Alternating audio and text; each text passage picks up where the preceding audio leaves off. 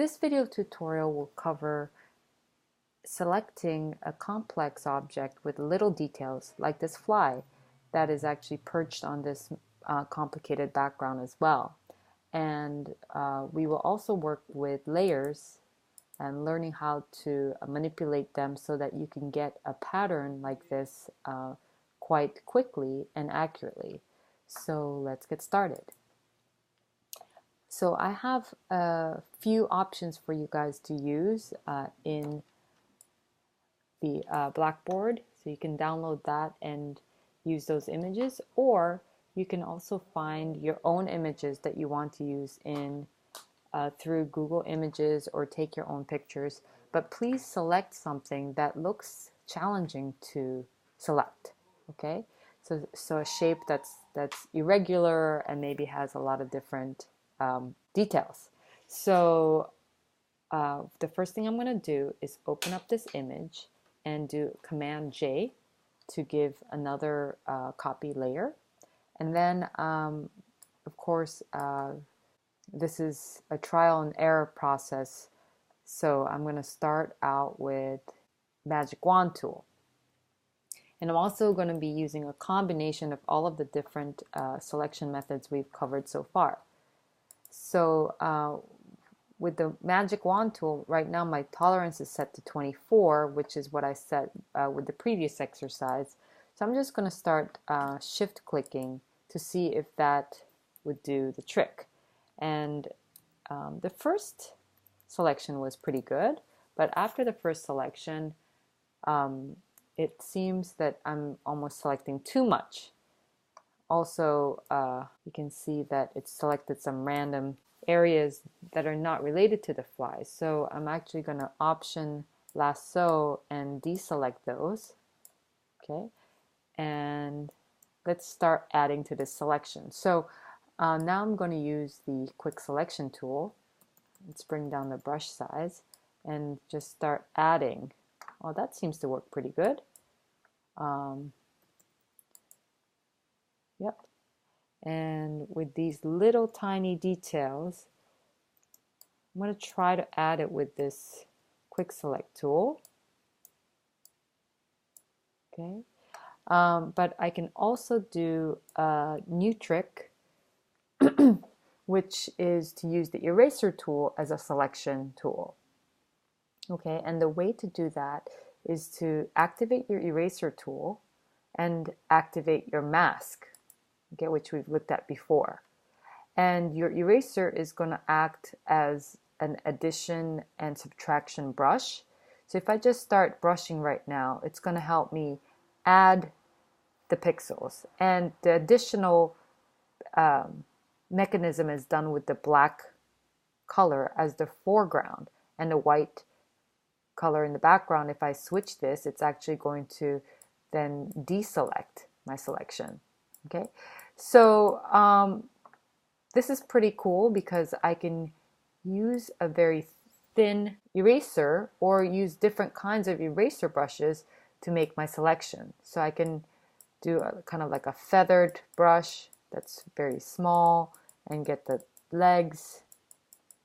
Okay, I'm also going to deselect these pixels because I selected a little bit too much. Okay, and let's swap that again. So once again, the black acts as a selection and the white a deselection tool when you're on the eraser tool. Okay, so I'm just going to select these little details here.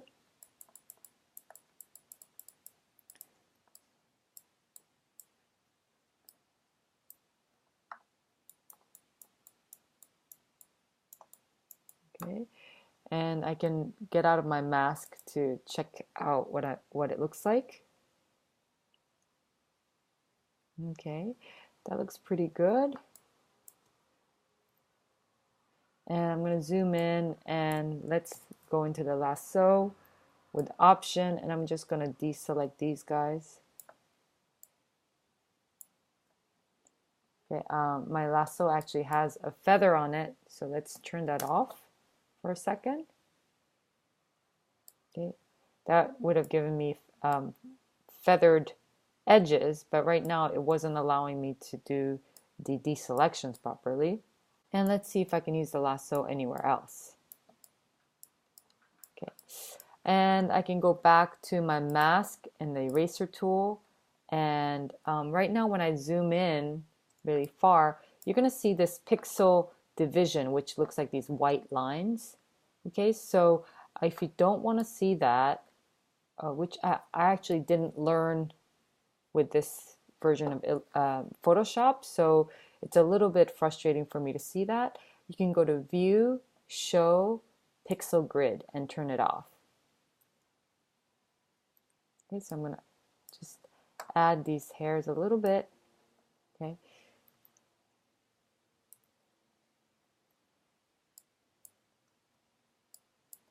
Okay, and maybe this hair right here.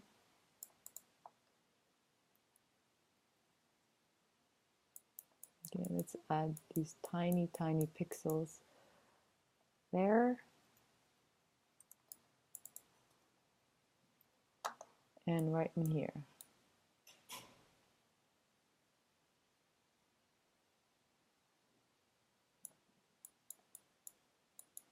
Okay.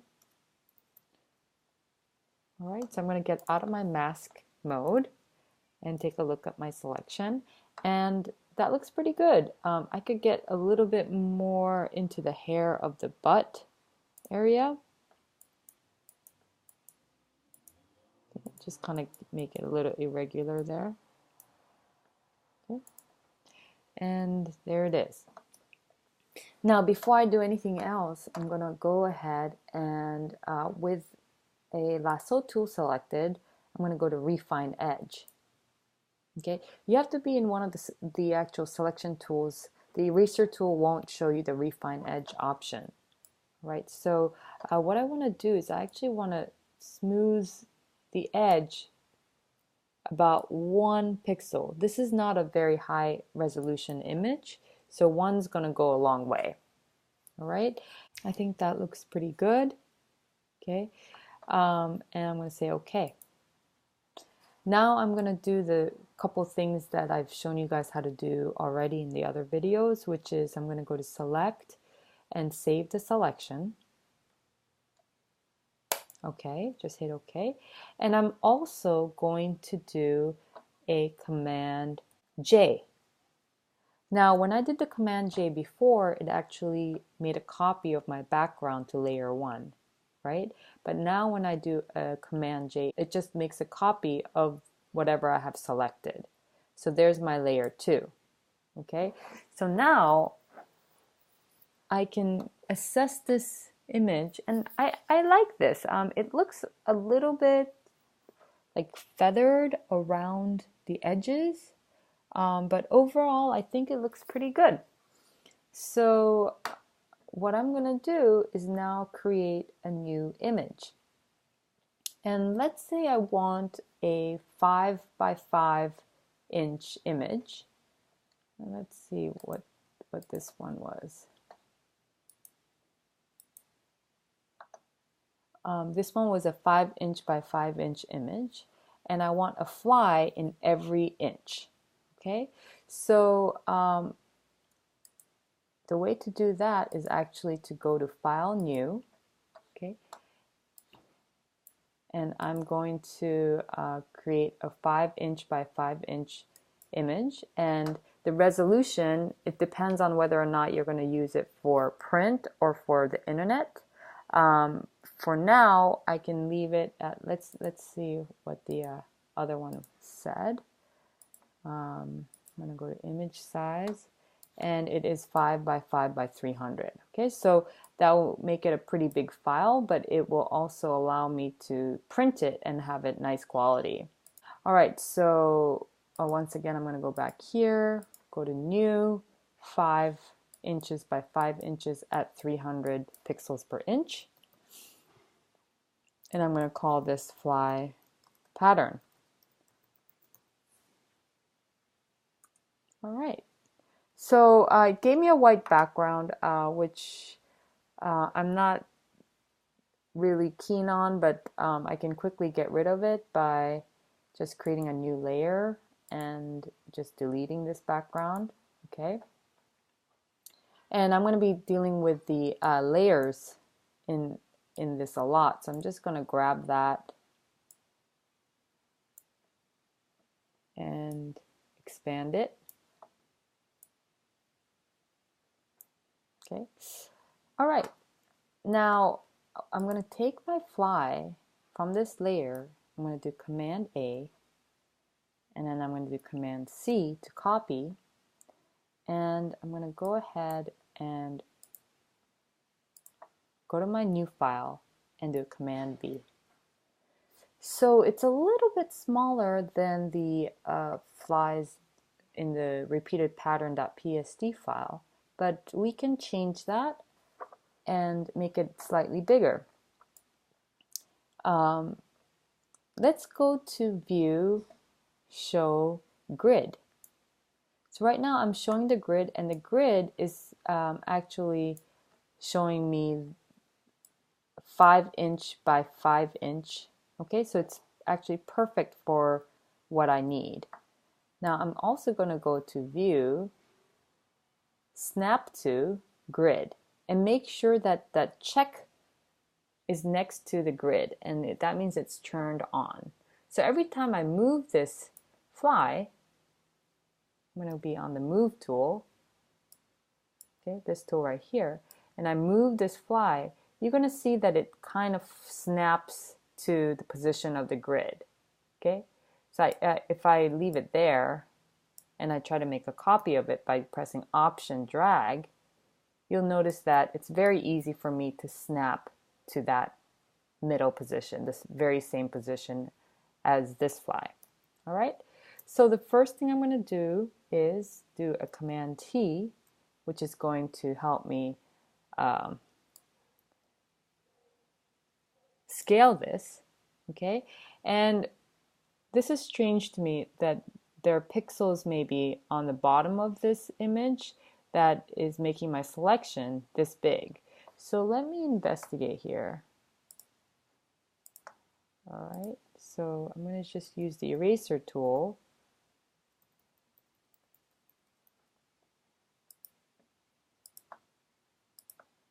Okay. And erase the pixels. Sometimes there are pixels you can't see that you brought in with you from the other image, which is what I did. All right, so now I have Command T, or Command T is freeze transform. Okay, that's what I'm activating. Okay, and then I'm going to press Shift. Make sure you press Shift, and I'm going to increase the scale of my fly and press Enter or Return. Okay, and I'm going to go to my Move tool and let's snap it to the grid. Okay, so you're going to notice that it's snapping into place, and let's say I'm happy with that snap. All right, so once again, I want to be accurate and efficient, and I don't want to keep doing that process over and over again.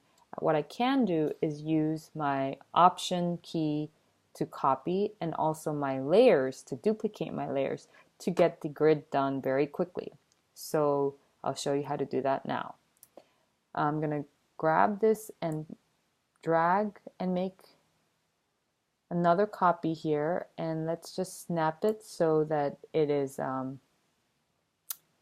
in position. And as you can see, it's created a new layer for me, and I'm going to keep doing the same thing. Okay, that looks good. And you can see also that the guides, the pink lines, are showing me that I'm actually lined up properly with the rest of the graphic, right? So that's very convenient. And I'm looking at my hind leg and also using my Snap to Grid tool to make sure that I'm equidistant from one fly to the next. Okay, and I'm pressing Shift to constrain my movement to the horizontal line so it doesn't go all over the place. Okay, so I'm using the Snap to Grid to make sure that it's in the correct position. I'm using Shift to also make sure it's in the correct position and moving horizontally. And I'm pressing Option to make sure I make copies of it. So now I have 5 layers, okay? And if you see, each layer is attached to each fly. Okay, great. So what I can do now is I can actually flatten all these layers into one layer. And I'm going to do that using this right menu that's located in the layer window. Press down, merge visible. Okay, I made sure all the 5 layers were visible, and then I did a merge visible. If you do merge down, it's just going to merge 2 layers into one, okay, and merge with the layer underneath it. If you do flatten image, it's actually going to flatten it out and give you a white background. Okay, so I don't want that yet. Now, the rest is very easy. I'm just going to grab and drag it, drop, and then move it up. And I'm pressing down Shift so that once again my movement is constrained. I can also do that just by pressing Option drag. That might be faster. I think it is faster. Okay, and I'm just using my snap to grid again. Okay, and let's do another one, Option drag. Okay, I'm pressing down Shift, lining it up with the purple line, making sure that it's just going down in a straight line with the Shift key. I'm using the snap to grid to make sure that it's consistent in placement within the grid. And last row. Okay. All right. So there are my 25 flies, and let's just give it a background. So in layer 1, I can give it a color, okay, which I can do with a paint bucket tool. And I've created a new layer for this, okay? Or I can even do a gradient tool and give it some kind of funky gradient, right? Now, I'm just going to turn off my grid, okay? And I get to see my graphic. There are a couple pixels actually that I noticed right in here. You'll see that, okay? That may have come from my fly file. Interesting.